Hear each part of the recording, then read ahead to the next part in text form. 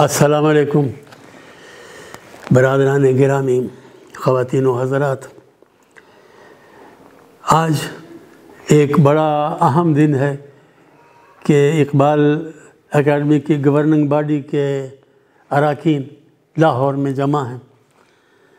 تو اس میٹنگ کے مبارک موقع نے یہ ایک مبارک صورتحال پیدا کی کہ مجھے کہا گیا کہ میں ایک لیکچر آپ سب کے لیے ریکارڈ کراؤں، آپ سب سے خطاب کروں۔ بسم اللہ، اقبال کی بات کرنا ہمارے دل کی آواز ہے، اور اقبال کے بارے میں بات کرنا بڑے نصیبوں کی بات ہے۔ اقبال اکیڈمی پاکستان کا اعزاز ہے کہ اس نے ہمیں موقع دیا کہ اقبال کے بابت ایک بنیادی گفتگو کی جائے۔ وہ بنیادی گفتگو یہ ہے کہ آج کا نوجوان اقبال کے کس قدر قریب ہے، آج مطالعہ اقبال جو ہے اس کا پھیلاؤ کتنا ہے۔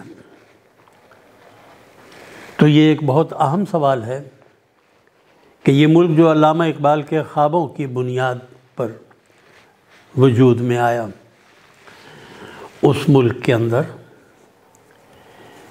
افکار اقبال کی گنجائش کیا کیا ہے، اور اقبال فہمی کا مقام کتنے سطح پر نصیب ہے، اور کتنی فیصد لوگوں کو یہ موقع میسر ہے کہ وہ اقبال آشنائی کا دعویٰ کر سکیں۔ پاکستان اور اقبال الگ ہونے والے موضوعات نہیں تھے۔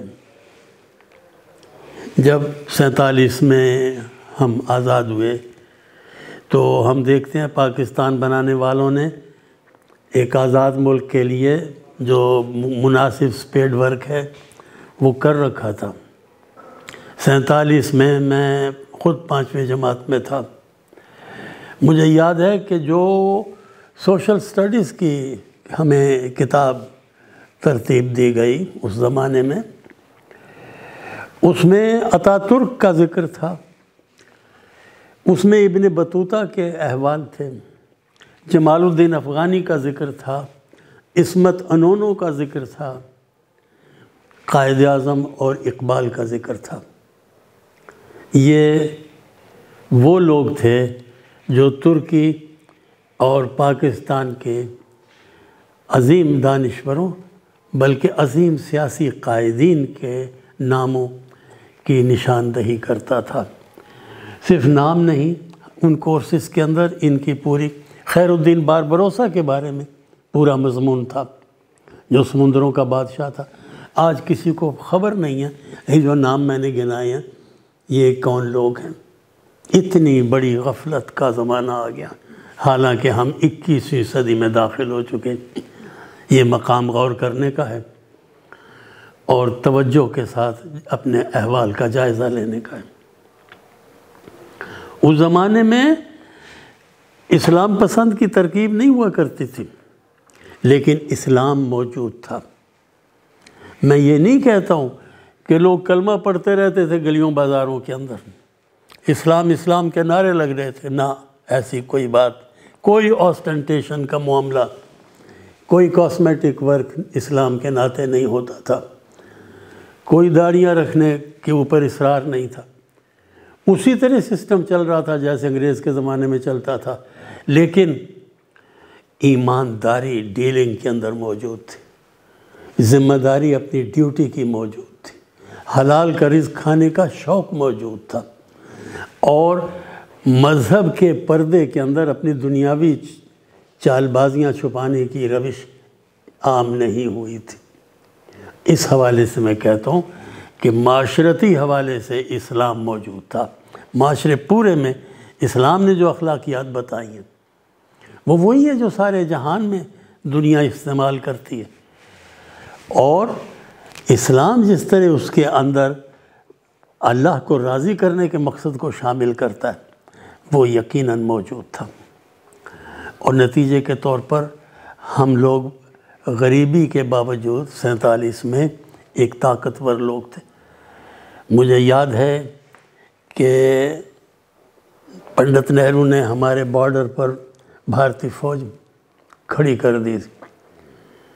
لیاقت علی خان نے مکہ یوں دکھایا، کہا کہ یہ پنجاب، سندھ، بلوچستان، بنگال اور NWFP ہے، شمال مغربی سرحدی صوبہ کہتے تھے اس زمانے میں، اور یہ ان کو یوں جمع کریں تو مٹھی بن جاتی ہے۔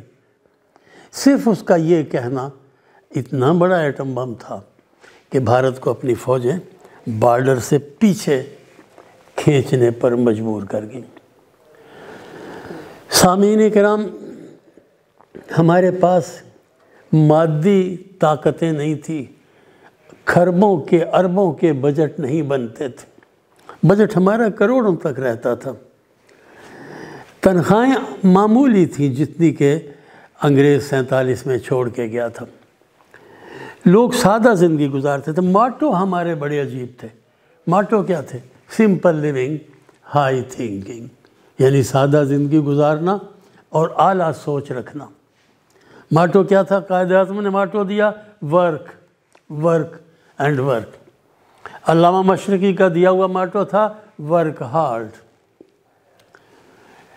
قرآن نے ہمیں کہا ہوا تھا، اِنَّكَ قَادِحٌ إِلَىٰ رَبِّكَ قَدْحًا فَمُلَاقِهْ، تو سخت محنت کرنے والا ہے اپنے رب کو پانے کے لیے، تو سخت محنت کے بعد تو پھر اسے پا لیتا ہے۔ تو سخت محنت وہ شے تھی جو طالب علم کے رگ و پے میں جاری تھی۔ پہلا سبق اس کو بتایا جاتا تھا کہ محنت بہت کرنی ہے اور مسلسل۔ اقبال کا فلسفہ تھا خودی کا، اور خودی عمل مسلسل کا اصرار کرتی ہے، مسلسل عمل جس میں کبھی رکاوٹ نہیں، اور خیر العمل، اور ایسا عمل جو کہ مثبت ہے، جو کہ تیری خودی کو ترقی دینے والا ہے، جو کہ تیری اپنی شناخت تجھے بتانے والا ہے۔ پھر ضبط نفس، اطاعت الہی، نیابت الہی کی منزلیں جو اقبال خودی کی ترقی کے لیے بتاتے ہیں، یہ ہماری قوم کے سامنے تھی۔ اقبال کو صرف ان کی نشاندہی کرنی پڑی۔ قوم نے 7 برسوں کے اندر پاکستان لے لیا تھا۔ 40 میں یہ بات شروع ہوئی تھی، 47 میں ہم نے پاکستان لے لی، جبکہ انگریز بھی خلاف تھا۔ وہ متحدہ ہند و پاک کو چھوڑ کے جانا چاہتا تھا، اس لیے کہ ایک طرف چین تھا، ایک طرف روس تھا اس بھارت متحدہ ہند و پاک کے ساتھ۔ وہ نہیں چاہتا تھا کہ سوشلزم اور کمیونزم کے دعوے کرنے والے ان ملکوں کے لیے بر صغیر ایک لقمہ تر بن جائے، 2 چھوٹی ریاستوں میں تقسیم ہو کر یا کئی ریاستوں میں تقسیم ہو کر۔ لہٰذا کمیونل تھنکنگ اس کو کہا جاتا تھا، پاکستان کو فرقہ وارانہ سوچ کہا جاتا تھا، محدود سوچ کہتا تھا انگریز اسے۔ اور کانگریس نے جو ایک ڈھول پیٹنا شروع کیا ہوا تھا کہ ہم سارے بر صغیر کی جماعت ہیں، وہ انگریز کو بڑا اپیل کرتا تھا۔ اس کے پردے میں کانگریس کی پوری ہیجمنی ہندو کی تھی۔ سر سید نے بڑی جلدی پہچان لیا تھا کہ کانگریس کے ساتھ چل کر سوائے ہندو کی بالادستی کے اور ہمیں کچھ حاصل نہیں ہوگا۔ یہ جب قائد اعظم نے محسوس کیا، انہوں نے مسلم لیگ کو توانا کیا، عوام تک پہنچایا، اور جیسے میں نے عرض کیا 7 برسوں کے اندر نوجوان دیہات میں پہنچے۔ 47 کا الیکشن، 46 کا الیکشن، تھمپنگ میجارٹی کے ساتھ پاکستان کے نعرے پر مسلمانوں نے جیت لیا۔ اب پاکستان دینا واجب ہو گیا تھا، کیونکہ مسلم لیگ نے تو پاکستان کے نعرے پر ووٹ مانگا تھا، اور لوگوں نے پاکستان بنانے کے نعرے پر لیگ کو ووٹ دیا تھا۔ تو سامعین کرام، اس زمانے کے اندر میں نے کہا کہ لوگ اپنے ذمہ داریاں جو ہیں وہ پہچانتے تھے، رزق حلال کو بڑا امپارٹنٹ سمجھتے تھے، شان اور شوکت کی پرواہ نہیں تھی۔ ضرورت اس کی سمجھتے تھے لوگ کہ ضمیر کا اطمینان نصیب ہو اور سادہ زندگی مگر اصولوں والی زندگی نصیب ہو، رزق حلال نصیب ہو۔ تو اس زمانے کے اندر ہم دیکھتے ہیں کہ ہم نے تمام بڑے ادارے بنائے، 47 سے لے کر 58 تک یہ پاکستان کے اندر جو آپ کو PIDC نظر آتی ہے، پاکستان کو آپ کو جو نظر آیا وافدہ، پاکستان کے اندر جو آپ کو نظر آئے دوسرے مرکزی ادارے، PICIC کا ادارہ، انویسٹمنٹ کی اور کمپنیاں، نیشنل بینک آف پاکستان، یہ تمام ادارے ان دنوں بنائے گئے۔ حالانکہ وہ برس ایسے تھے کہ ہمارے جو گراس نیشنل پروڈکٹ تھا وہ بھی تھوڑا ہوتا تھا، سمجھے، اور ہمارے عام آدمی کی سالانہ آمدن بھی محدود ہوتی تھی، لیکن وہ ایک مقصد کا ایسا عمل تھا کہ ہم نے PIA بنائی تو اس PIA نے ایشیا ساری کی ایئر لائنز بنا دی۔ تمام مشرق کی ایئر لائنز جو ہیں کسی نہ کسی حوالے سے PIA کی احسان مند رہی ہیں، اور اسی طرح سے ہم نے اور جو کچھ بنایا اس نے بہت دنیا کے اندر اپنی نیک نامی کمائی، بہت روشن نشانات چھوڑے۔ اقبال کے بارے میں اگرچہ کہ یہ پہلے 10 برس جو ہیں کوئی پروپیگنڈا نہیں کرتے رہے، لیکن میں نے جیسے عرض کیا وہ جو عقل حلال تھا، وہ جو سادگی کی روش تھی، اس نے ہمیں اقبال کے خیالوں کے قریب رکھا تھا۔ اقبال کہتا ہے لہو مجھ کو رلاتی ہے جوانوں کی تناسانی، تیرے صوفے ہیں افرنگی تیرے قالین ایرانی۔ یہ جو ہے افرنگی صوفہ ہو، ایرانی قالین ہوں، باہر کی امپورٹڈ چیزیں ہوں، یہ اس زمانے کے چلن نہیں تھے۔ یہ بعد میں جس زمانے میں ہم نے مغرب کا رفیہ اختیار کر لیا 100%، وہ زمانہ تھا جب کہ ایوب خان کے زمانے میں ہم قدم رکھتے ہیں۔ اب ہمارے سامنے مغربی جمہوریتوں کی چمک بھی تھی، ہمارے سامنے مغربی لائف جو ہے وہ آئیڈیل تھی، اور ان کے بنائے ہوئے ادارے ہمارے مقصود بن گئے۔ تو اب ہم اپنی خودی سے دور ہو گئے۔ اقبال اپنی شناخت پر اصرار کرتے ہیں، ہم نے اپنی شناخت کو توجہ نہیں دی، ہم نے ان کی ریس کو اہمیت دی۔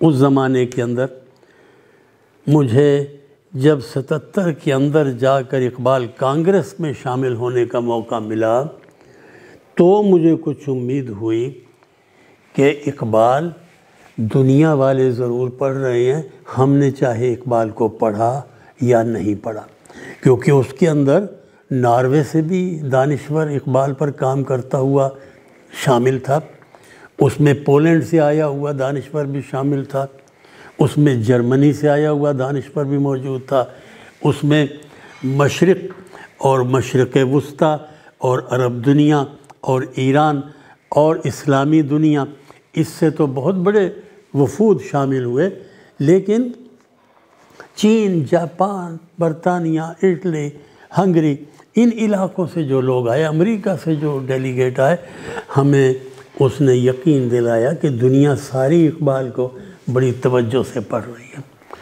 تو یوں سمجھیے کہ 1977 کی اقبال کانگریس جو پنجاب یونیورسٹی نے منعقد کرائی تھی، وہ اقبال کو صحیح معنوں میں یہاں پر دوبارہ پڑھنے کا ایک موقع فراہم کر گئی، اور لوگوں نے توجہ کے ساتھ ان تراجم کو بھی پڑھا جو 77 کے زمانے میں کرائے گئے مختلف پاکستانی زبانوں کے اندر، عالم اسلام کی زبانوں کے اندر بھی تراجم کرائے گئے، یورپی زبانوں کے اندر بھی تراجم کرائے گئے۔ بہت بڑا کام تھا جو 77 کی اقبال کانگریس نے کیا۔ پھر اقبال کے اوپر پیپر لوگوں نے پڑھے۔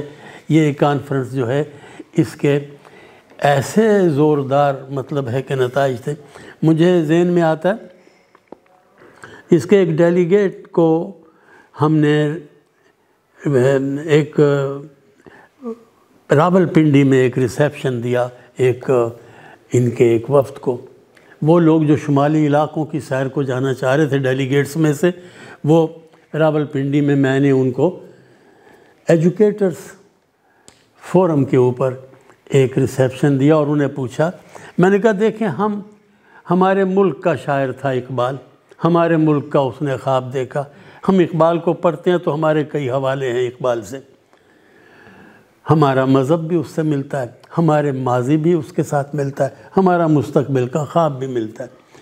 آپ جو باہر کے ملکوں سے آئے، جن کے مذاہب بھی اور ہیں، جن کی زبانیں بھی اور ہیں، جن میں اقبال نے پیغام نہیں دیا، آپ اقبال پر جب کام کرتے ہیں، آپ اقبال کو کس حوالے سے اہم سمجھتے ہیں؟ یہ میں نے سب کے آگے سوال رکھا تو سری لنکا کے ایک آدمی نے میرے سامنے پڑھا، جو بدھ پروفیسر تھا کولمبو کی یونیورسٹی کے اندر۔ اس نے کہا دیکھیں، کہتے ہیں اڑن تشتری سے اوپر کی کوئی مخلوق آ جا کرتی ہے زمین کی طرف۔ اگر کبھی اڑن تشتری میرے ہوتے ہوئے آئی اور مجھے انہوں نے پوچھا اڑن تشتری سے آنے والی مخلوق نے، بتاؤ تم زمین والوں کا اب تک کا کمال کیا ہے، اوسط ترقی کی جو ہے وہ کیا چیز ہے، کوئی مجموعی نسخہ تمہارا، کوئی اجتماع جس کے اوپر مشرق اور مغرب کا ہو گیا، جو سارے گلوب کے اچیومنٹ ہے، کوئی تمہاری آج تک کی کیا ہے وہ بتاؤ۔ تو اس نے کہا اگر مجھے کسی نے پوچھا کہ تم لوگ یہاں کیا کرتے رہے ہو اتنی بہت سی صدیوں سے، تو میں کلام اقبال کا ایک سیٹ اس کے آگے پیش کروں گا اور کہوں گا دیکھو یہ وہ نقطۂ ماسکہ ہے جس پر مشرق اور مغرب ہمارے متفق ہو گئے تھے۔ اقبال کا کلام وہ ہے جو مشرق کو بھی رہنمائی دیتا ہے، جو مغرب کو بھی رہنمائی دیتا ہے۔ اس میں انتہا پسندی نہیں ہے، اس میں انسان دوستی ہے اور عالمگیریت ہے۔ یہ ایک بہت بڑا پیغام تھا۔ تو سامعین کرام، یہ رویہ تھا اقبال کے بارے میں۔ لیکن ہمارے ہاں یہ ہوا کہ لوگوں نے جب زبان کو نافذ نہیں ہونے دیا جو اقبال کے خوابوں کی زبان تھی۔ اقبال کہتا ہے اردو کے بارے میں بہت حساس ہوں، اگر اردو کو اس کا مقام نہ دیا جائے تو اس کا مطلب ہے کہ ہمارا حق مارا گیا، لوگ گونگے کھو جائیں گے، دانش کے رستے رک جائیں گے۔ تو وہ اردو جو ہے جب اس کو ہم نے دستور میں لکھنے کے باوجود 72 کے دستور میں نافذ نہ کیا، اور 72 میں کہا 10 برس بعد یہ نافذ ہو جائے گی، کسی نے 82 میں اس کو نافذ کرنے کی کوشش نہیں کی۔ اس 1982 کے بعد آج کتنی دہائیاں گزر گئیں۔ تو جب عوام سے ان کی زبان چھین لی جائے اور اقبال کی بات جس زبان میں عام ہو سکتی تھی وہ روک دی جائے تو اقبال کا مطالعہ کیسے پھیل سکتا تھا؟ تو اقبال کے مطالعے کے رستے کی جو رکاوٹیں ہیں اس میں پہلی بڑی رکاوٹ اپنی خودی سے دوری، مغرب کے رویوں کی نقل اور اپنی زبان سے دوری، مغربی افکار کے آگے اپالوجیٹک اور معذرت خواہانہ رویہ اختیار کرنا، یہ چیزیں ہمیں دور کر گئیں اس سے جو کہ اقبال کی نگاہ میں ہماری خودی تھی، ہماری پہچان تھی۔ اب خاص طور پر پھر جب ماشاء اللہ کا زمانہ آیا اور وہ مسلسل آتا رہا، مسلسل 10 سال ماشاء اللہ نافذ رہتا رہا، تو زمانہ پورا معاشرہ ہی گونگا ہو گیا۔ اس زمانے کے اندر کیا خودی کا اظہار، کیا جرأت افکار۔ تو سوچ پر بھی پہرے ہوتے ہیں ماشاء اللہ میں، بیان پر بھی پہرے ہوتے ہیں، سوال پر بھی پہرے ہوتے ہیں، لہٰذا وہ اقبال والی بات آگے نہیں۔ ہمیں تو اپنے زمانے کے سوالوں کے جواب اپنے قرآن سے ڈھونڈنے تھے اقبال کے خیال کے مطابق۔ آج کے زمانے میں ہمیں وہ تجدید کرنا تھی اپنے سوچوں کی جدید زمانے کے مطابق۔ اقبال نے ریکنسٹرکشن آف ریلیجس تھاٹ میں جیسے ہمیں کہا تھا ہمیں وہ عمل کرنے تھے، لیکن ہم نے اقبال کو موضوع اس لیے نہیں کیا کہ ہم تو اب مغربی دنیا کی اکانومی کو اپنے ہاں رائج کر چکے تھے۔ جب وہ اکانومی رائج ہم کر چکے تو کون یہاں پر اقبال کا نظام لا سکتا تھا؟ اقبال irrelevant ہو گیا۔ اس دوران اقبال کا خیال ایران تک پہنچا اور ایرانیوں نے اقبال لاہوری کا پیغام لے کر انقلاب کو جنم دیا۔ تاجکستان، ازبکستان، ترکمانستان، وہ سوئے ہوئے چینی، یہ سب جاگ اٹھے۔ دل تور سینہ و فاراں دونین، تجلی کا پھر منتظر ہے کلیم۔ یہ عرب دنیا بھی جاگ اٹھی۔ ہمارے ہاں وہ رنیساں، وہ نشأت ثانیہ آج تک نہیں ہوئی، اور اس کا ایک بڑا سبب یہ تھا کہ جو فوجی نظام یہاں پر رائج رہا۔ نواب کالا باغ جو ایوب کے گورنر ہوا کرتے تھے، وہ کہا کرتے تھے ایک مونچھ پر ہاتھ پھیر کے دس از مائی لا، اور دوسری مونچھ پر ہاتھ پھیر کے کہتے دس از مائی آرڈر۔ جہاں لا اور آرڈر بھی آدمی حاکم کے پرائیویٹ ہوں اور قرآن کا لا بھی نہ ہو، ملک کا دستور بھی نہ ہو، وہ لا کے طور پر جو چل سکے، اور اس کو ہر معاشرہ میں ایبروگیٹ کر دیا جائے، تو اس زمانے کے اندر نہ قوم کی شناخت رہ جاتی ہے، نہ قوم کی خودی۔ تو سامعین کرام، ہمارے ہاں یہ مسئلہ بنا۔ اب آپ جانتے ہیں کہ یہاں اپولوجیٹک ہم اتنے رہے، یہ جو جمہوریت ہے اگر اس کو موقع دیا جاتا تو حاکم کو کبھی خیال ہوتا کہ مجھے جواب بھی دینا ہے کسی سوال کرنے والے کو، میں ذمہ دار بھی ہوں۔ لیکن جب پرویز مشرف جیسے لوگ یہاں حکمران ہوں اور وہ یہ سمجھیں کہ ہمیں سوائے چمکدار یورپی لائف کے اور کوئی اختیار نہیں کرنا، امریکہ کے بنائے ہوئے اداروں کی نقل پیدا کرنے کے سوا اور کچھ نہیں کرنا، تو زوال خود تصور میں آ جاتا ہے۔ یہاں تو ان زمانوں سے لے کر نئی یونیورسٹیاں بہت بنی، یونیورسٹیوں میں اردو تک کا سبجیکٹ نہیں رکھا گیا، اردو سبجیکٹ نہیں رکھا گیا یونیورسٹیوں میں۔ جب اردو ہی سبجیکٹ نہیں ہوگا، اردو کا ڈپارٹمنٹ ہی نہیں ہوگا، تو قومی زبان کی کیا ترقی، کیا گنجائش، اور اقبال کے مطالعے کی کیا گنجائش۔ تو سامعین کرام، حاضرین کرام، اقبال کی ہم نے ترویج نہیں کی۔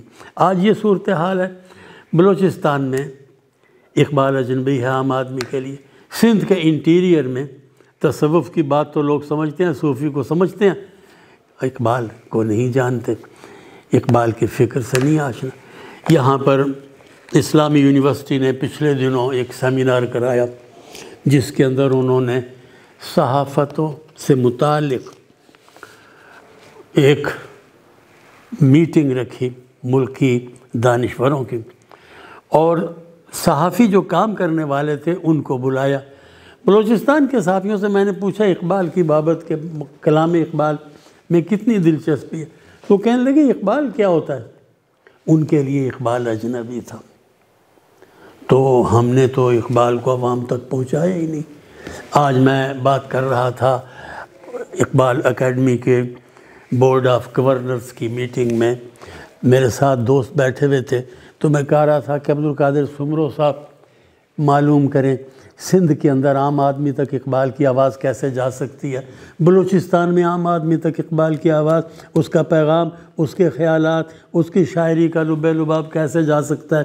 کیا قصوں کہانیوں کی شکل میں، یا ڈراموں کی شکل میں، یا رہس نوٹنکی کی شکل میں، یا چھوٹے چھوٹے پیمفلٹس کی شکل میں ہمیں اقبال کو عام آدمی تک پہنچانا ہے؟ تو اقبال کو جب تک عام آدمی تک ہم نہیں پہنچاتے ہم انقلاب نہیں لا سکتے۔ دوسری جنگ عظیم میں ایٹم بم پھینک کر امریکہ نے جاپان کو ایک موت سے ہمکنار کر دیا تھا، جاپان نے ہتھیار ڈال دیا۔ شہنشاہ ہیروہیٹو گرفتار ہو کر جنرل میکارتھر کے سامنے پیش ہوا۔ میکارتھر نے چارٹر اس کے سامنے رکھا، وہ کہا کنگ سی دا چارٹر۔ اس نے کہا میں نے دیکھا، میں کیا دیکھ کے کیا کروں گا، میں شکست خوردہ ہوں، آپ نے جو لکھا ٹھیک ہی لکھا ہوگا۔ اس نے کہا نہیں پھر بھی دیکھ لو، جسٹ سی اٹ۔ اس نے کہا میں چاہتا یہ ہوں، اگر میرا دیکھنا ہی ضروری ہے تو میں یہ چاہتا ہوں کہ جو چیزیں لوگ پڑھ رہے ہیں جن زبانوں کے اندر، تعلیم انہی زبانوں میں ہوتی رہے۔ تعلیم جس زبان میں ہو رہی ہے ہمارے ہتھیار ڈالنے کے بعد بھی اسی زبان میں ہوتی رہے۔ یہ ہنسا میں کارتر، کہنے لگا او تم نے کیا بات کی، لاؤ میں اپنے ہاتھ سے لکھ دیتا ہوں۔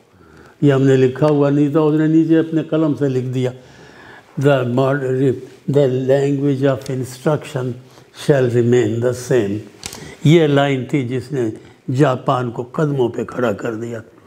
جب جاپانی زبان کے اندر ان کے مستری کو پتہ چل گیا کہ یہ تعمیر کی جدید شکل ہے، جب ان کے مکینک کو معلوم ہو گیا کہ یوں کمپیوٹر کام کرتا ہے، تو انہوں نے امریکہ سے پہلے چھوٹا کمپیوٹر بنا کے دنیا میں پیش کر دیا تھا۔ جاپان نے چھوٹا کمپیوٹر، چھوٹا کیلکولیٹر سب سے پہلے جاپان کا آیا تھا۔